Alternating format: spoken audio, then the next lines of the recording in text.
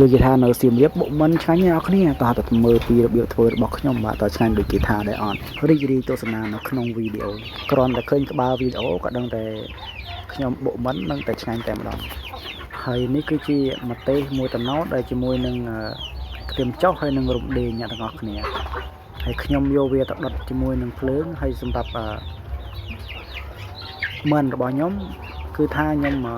ឆ្អិនហើយអ្នកគ្នាខ្ញុំចាប់ដើមបេះសាច់វាឲ្យអស់យកឆ្អឹងចេញណាទាំងអស់គ្នា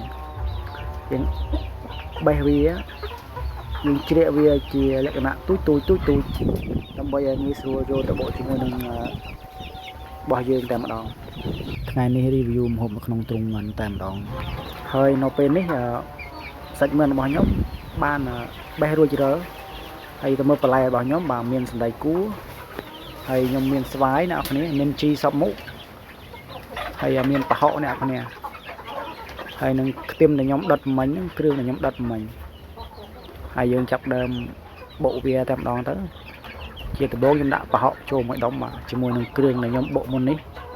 យើងយកមកបុកវាចូលគ្នាមកអ្នកគ្នាហើយខ្ញុំដាក់អំបិលបន្តិចមកម្សៅស៊ុបហើយរ៉ូឌីហើយនឹងស្ករហើយបុកចូលគ្នាឲ្យមកតែម្ដងអ្នកគ្នាស្រឡាញ់រសជាតិហឹរខ្លាំងដាក់ម្ទេសច្រើនស្រឡាញ់ផ្អែមបន្តិចដាក់ស្ករច្រើនទៅតាមចំណង់ចំណូលចិត្តអ្នកទាំងអស់គ្នាខ្ញុំដាក់ស្វាយចូលមកខ្ញុំប្រើម្ជូរស្វាយអ្នកគ្នាហើយជាមួយនឹងជីសពមុខរបស់ខ្ញុំបាទហើយនឹងសណ្តែកគួរបាទហើយវីដេអូនេះខ្ញុំដាក់ចំណងជើងថាបុកមិនអ្នកសៀមរាបជាមួយសណ្តែកគួរហ្នឹងហើយអ្នកនរស្ដាប់នៅគួរឲ្យបុកចូលគ្នាបាទហើយពេលដែលរួចរាល់គឺថាយើងភ្លក់វាមើលបន្តិចទៅ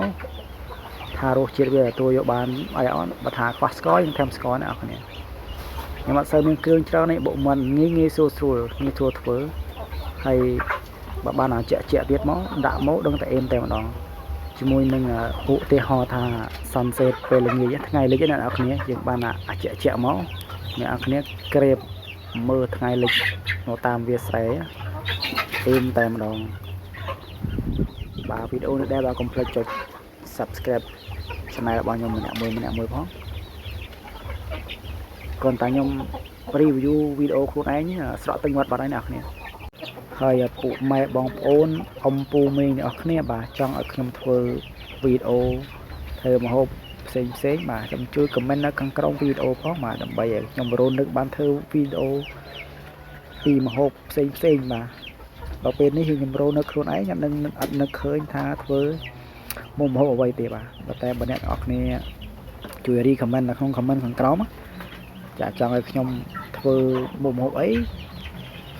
ហើយសួរឡាមុខម្ហូបខ្មែរយើងកុំ recommend ពីមុខម្ហូបណាអត់ចេះធ្វើចប់ recommend មើលមុខម្ហូបក្លែមអ្នកគ្នានិយាយទៅវាថាមុខម្ហូបសម្រាប់ក្លែមជួយ recommend ខ្ញុំផងថាគួរធ្វើវីដេអូមុខម្ហូបអីបាទសម្រាប់មិនបុករបស់ខ្ញុំបាទឥឡូវខ្ញុំបុករួចហើយបាទយើងនឹងចាប់ផ្ដើមដួសវាដាក់ទៅក្នុងចានរបស់យើងតែម្ដងនេះអ្នកគ្នាបុកមិនរបស់ខ្ញុំរៀបចំដាក់ក្នុងចានស្លឹកឈើដូចពងក្រពើដាក់មិនដែលយើងបុកមិញព្រឹបមករួចរាល់